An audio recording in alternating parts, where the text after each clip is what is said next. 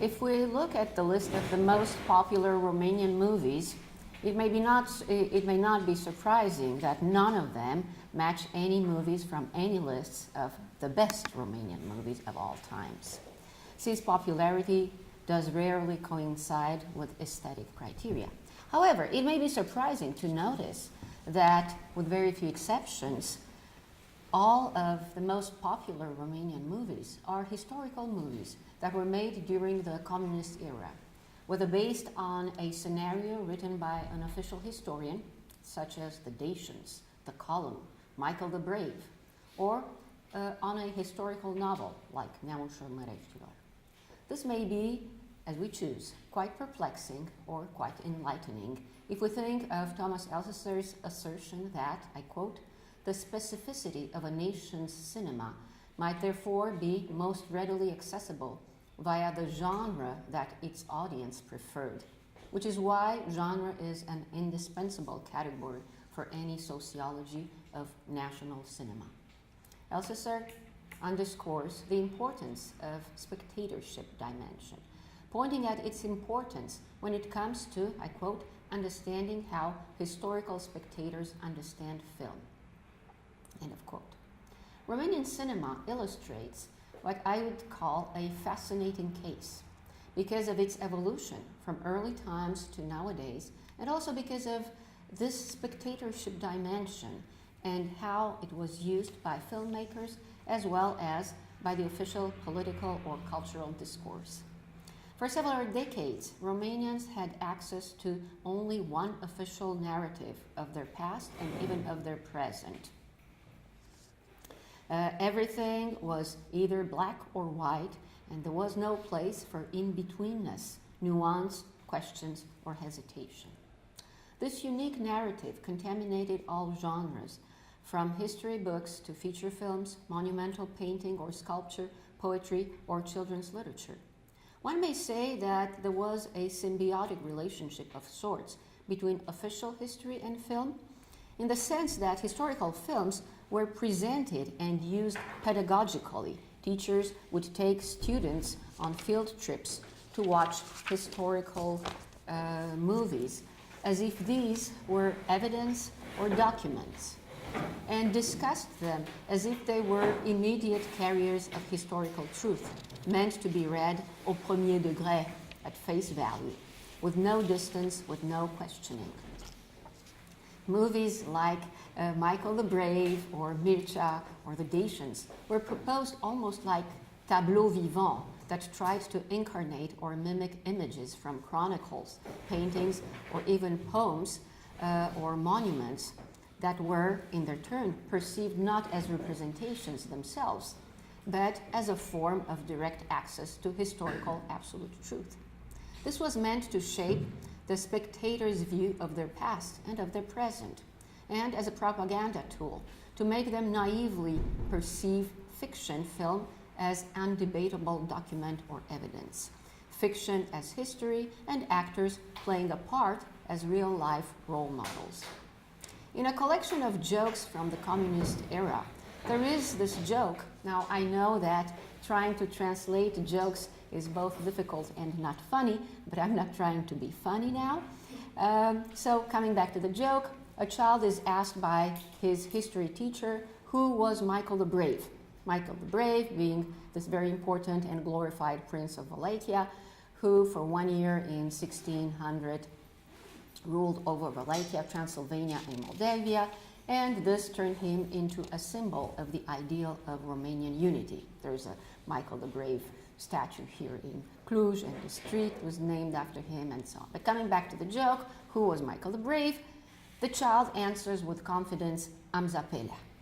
Amza Pelea being the actor who played Michael the Brave and many other historical heroes, as well as a very popular character, Neamarin, who incarnated Romanian common sense and wit. So we have here Michael the Brave as portrayed in chronicles, and then we have the tableau vivant, the image of this actor Amza Pelea incarnating the historical character. I refer to this joke because I considered it symptomatic of this reading of fiction film at first degree to such an extent that not only did the viewers see the movies as documents, but they also ended up mixing up characters, actors, and the parts they played.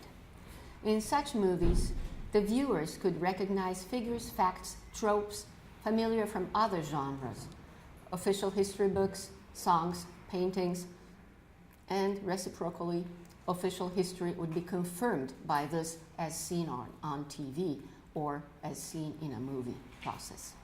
This is what might have also led to the fact that during the 1989 Romanian Revolution and months or even years later, some Romanian film actors became, if I may say so, political actors. The new post-1989 Romanian government having more actors and also poets than any other government. I'm thinking mainly of Sergiu Nicolaescu, but there are also others. Of course, this may also be explained by the fact that after several decades of communism, there were no visible public figures, but also by this confusion of truth and fiction, of document, physical evidence, and fiction film. Sergiu Nicolaescu, a very popular actor and director, became a very visible politician from the very first days of the revolution. Although he probably didn't have any qualifications other than playing tough guys in historical movies and having made films about basically all Romanian national heroes. As we know, after 1990, the all-inclusive, unique scenario imploded, indicating the need to examine not just history, but in general, the many facets of truth between several intersecting or even apparently mutually exclusive perspectives. It was necessary to reconsider the past, whether recent or more distant, but also values, ethical dimensions, guilt, responsibility, to start from zero and so create from scratch a new ontology, new ethics, new directions. In this context, it is no wonder that several contemporary Romanian films address our relationship with old and new values, questioning the definition of the most basic entities, objects or events, examining the way various media or genre can tell the truth or lie and fool us. After all, we should remember that one of the post-revolutionary slogans in Romania was "Ați mințit poporul cu televizorul." You fooled the people, or you lied to the people on TV, referring to the intricately orchestrated media manipulation through footage that created so much confusion during the Romanian Revolution. We must remember that the Romanian Revolution was a movie of sorts, a combination of moving images and still shots meant to convey a very specific political message. After a time when people did believe that what they were watching, that they were watching history as it was being made, the movie of the revolution, of Ceausescu's trial and execution, the apparently rough images of the first post-Ceausescu moments were seen just as media through which one could lie and manipulate. Hence, a distrust of what was filmed, photographed, or shown on TV. And here we have images of prosperity during Ceausescu's regime.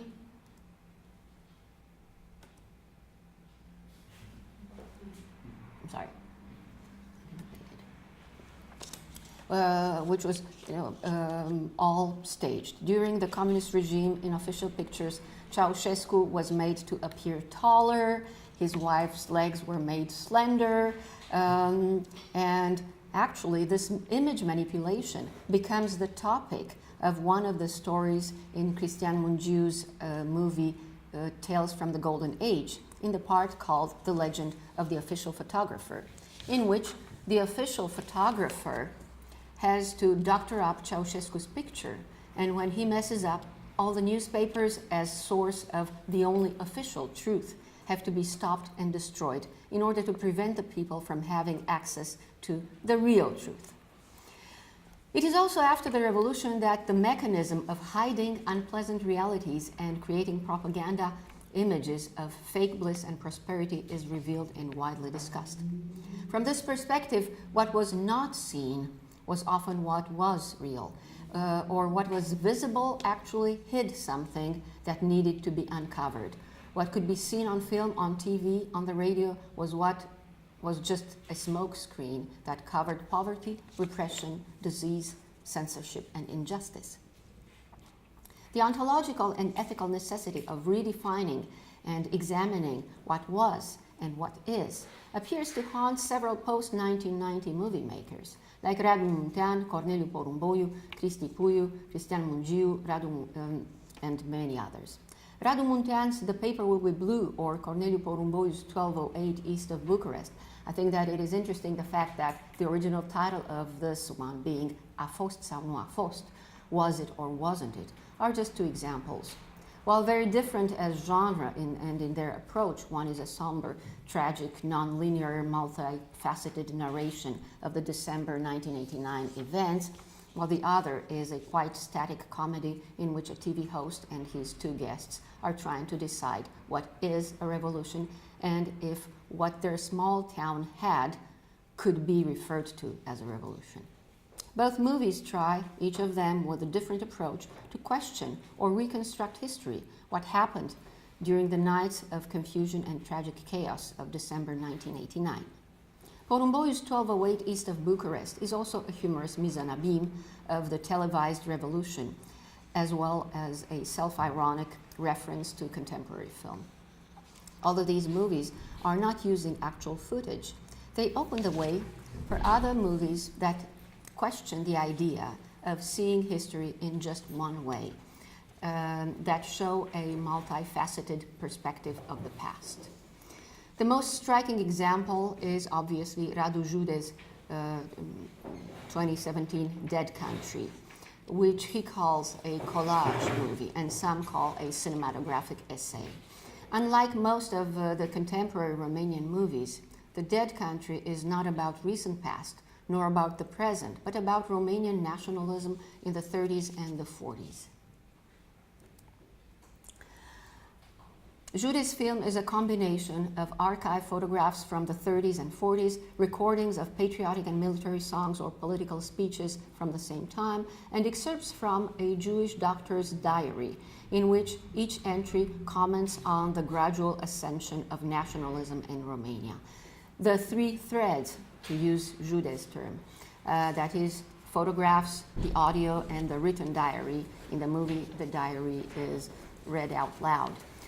Were produced at the same time, but they were generated by different people in different contexts and with very different purposes. Jude explained that as he was going through Costin Axinte's incredibly rich archives of photographs, he was surprised to find very few traces of what was going on in other areas of the Romanian society. What was striking was, with very few exceptions, the almost complete absence of awareness of the rise of nationalism and militarism in Romania in the 30s and 40s. And we have here some of these images that seem quite banal, and most of them describe more or less usual activities. But then, we have images like this one that may contain references to this raising nationalism. But since they're, like civilians, children, it may seem like they don't know what they're doing, or they don't know what's going on. In an interview with Luisa Vasiliu, Jude explained, and I quote, "Axinte was taking photos of the suburbs and under very precise conditions, while all the horrors of the time were being planned or taking place downtown, and only after 1942 in other various suburbs. This absence had a certain symbolism for me." And he added, "I think this movie works through a continuous tension between what lies in the images and what is outside them." End of quote. Jude continues by explaining that, quote, These threads flow together in parallel, at times moving closer to or away from each other, and at other times, quite rarely, overlapping. For example, when the text mentions the introduction of the Roman salute, the photographs illustrate it perfectly, like in the picture that we've just seen. Most times, the viewer is asked to do a series of simultaneous tasks. Analyze the photographs they're seeing, analyze what they're hearing on the soundtrack, make a connection. I have to say that while events like the introduction of the Roman salute mentioned in the doctor's diary are illustrated by some photographs, other entries, actually most of them, clash in a disturbing way with the images or with the songs.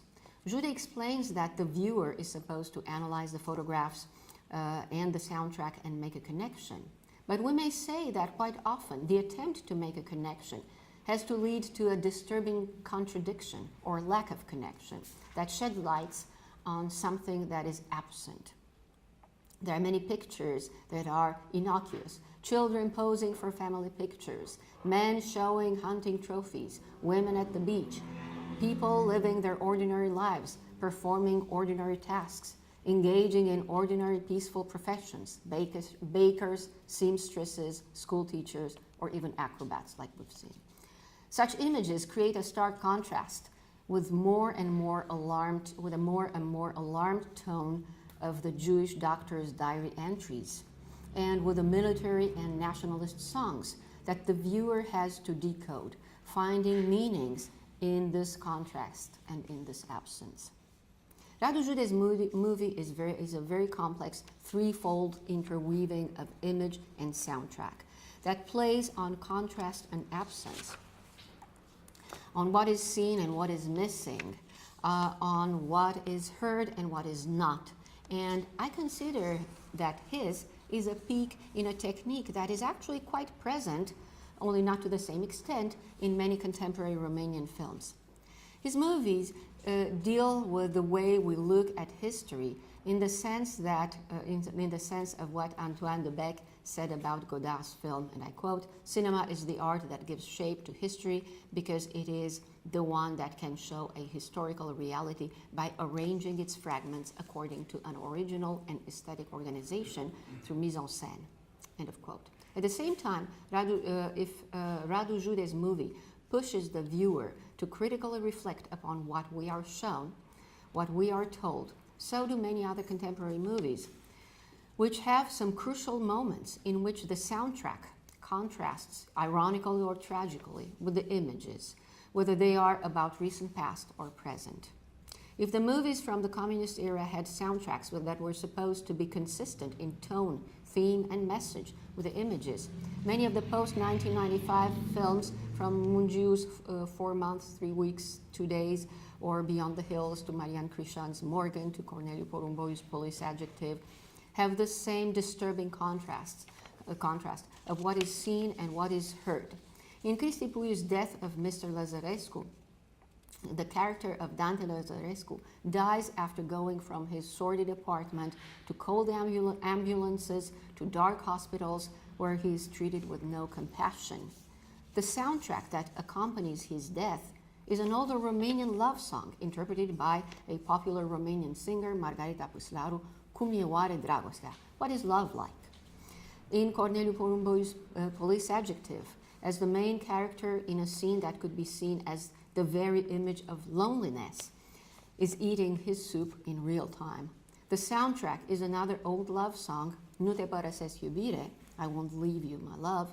His wife is listening over and over to the song and then gives him a lesson in ontology, explaining to him what a field is, what a figure of speech is, and especially what love is, although she had left him by himself in the kitchen to have his dinner alone. Another famous scene in the movie is one in which when the young policeman has a moral dilemma whether he should arrest or not a young boy who probably possessed drugs. His boss humiliates him by giving him another lesson in ontology as he makes him look up the word police, law, or conscious in the dictionary. as if the meaning of words in the dictionary should erase any moral dilemma. And we have, this lesson, and we see, like the humiliation enacted by the character. As the movie ends, the soundtrack is another popular song, Iubesc cuvintele, I love words, that obviously contrasts with the main character's experience. For his boss, there is no hesitation, no gray zone. The law is the law, and a criminal is a criminal, and a policeman is a policeman. While both Christie and the young boy who will be arrested are affected or crushed by this literal word analysis. Also in Mungiu's most disturbing films, 432 and Beyond the Hills, the music contrasts with the images after the horror of the abortion and the race to the dark city in order to dispose of the fetus. The soundtrack is, again, a popular, cheery love song sung by Adrian Daminescu, Și m-am îndrăgostit de tine, I fell in love with you. While at the end of Beyond the Hills, a young woman's extremely disturbing death through exorcism in a remote monastery in Moldavia is matched with a quiet lullaby by Mozart.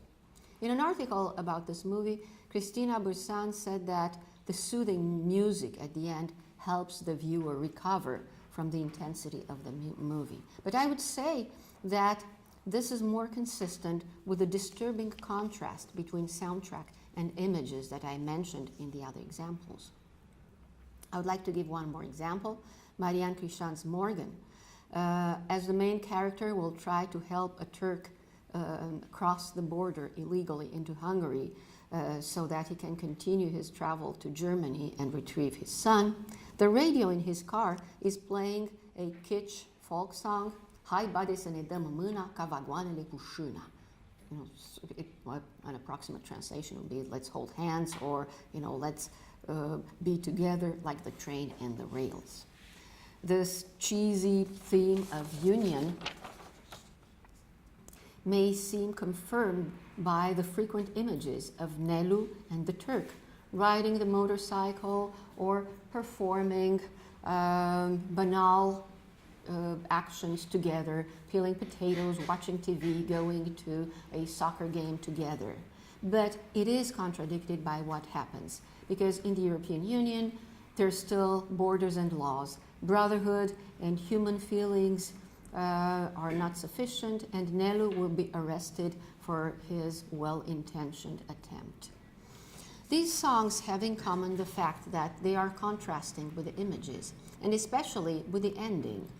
Christie, the young policeman, and the young boy who possessed drugs are victims of this word analysis, while the song about being together in Morgan underscores the fact that if there are no borders between us as human beings, there are very clear divides that can separate us and even destroy us. Same with this love song when Dante Lazarescu dies because of lack of love, and so on. However, another element that these songs may have in common is that they're usually not translated and often untranslatable, culturally and linguistically speaking, for a non-Romanian audience.